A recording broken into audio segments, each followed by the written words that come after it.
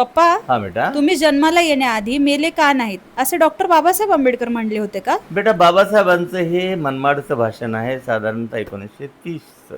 Babasaheb Ambedkar writing and स्पीचेसच्या खंड 18 मध्ये भाग 2 मध्ये तुला हे बाबासाहेबांचं भाषण ऐकायला मिळेल. अतिशय छोटं असं भाषण आहे, परंतु अतिशय मार्मिक असं भाषण आहे. विषय असा होता बेटा की मनमाड येथे समाजाला म्हणजे सामाजिक युवक कार्यकर्ते जे होते त्यांना मार्गदर्शन बाबासाहेब करत होते. ते म्हणाले होते की खाणे पिणे जगणे हे आपले ध्येय नाही, मान मर्यादा समाजसेवा आणि उच्च ध्येयासाठी आपले जीवन हे समर्पित असले पाहिजे. शिक्षण घेऊनही आपल्याकडे शील आणि चारित्र्य नसेल तर माणूस पशुपेक्षाही अधिक क्रूर होऊ शकतो. तरुणांनी, खास करून तरुण जे लोक आहेत अशा तरुण मुलांनी आळस आणि व्यसन अशा निरर्थक जगण्यापासून दूर राहिलं पाहिजे.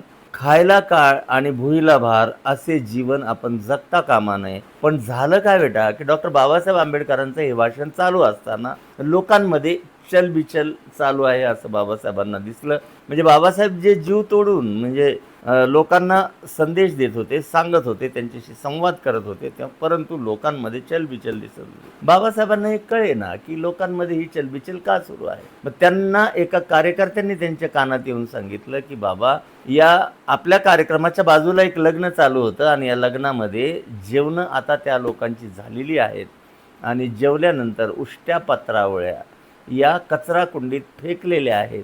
ही बातमी या बसलेल्या लोकांना मिळाली म्हणून हे लोक चलबिचल झाले आहेत, अस्वस्थ झाले आहेत आणि त्या फेकलेल्या उष्ट्या पत्रावळीवरील अन्न खाण्यासाठी हे लोक सभेतून उठून जाताना आपल्याला दिसत आहेत. असं जेव्हा बाबासाहेबांना कानात या कार्यकर्त्यांनी सांगितलं तेव्हा डॉक्टर बाबासाहेब आंबेडकरांना अतिशय दुःख झालं, संताप आला आणि डोक्याला हात लावून बाबासाहेब खुर्चीवर बसले आणि म्हणाले की अरे, तुम्ही जन्माला येण्याआधी आईच्या गर्भातच मेले असता तर बरं झालं असतं, निदान भुईला भार तरी झाला नसता.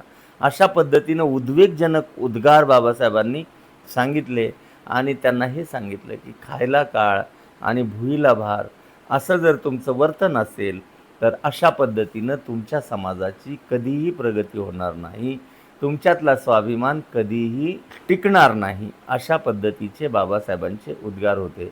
म्हणून बाबासाहेब असे म्हणाले होते. लक्षात आलं बेटा तुझ्या?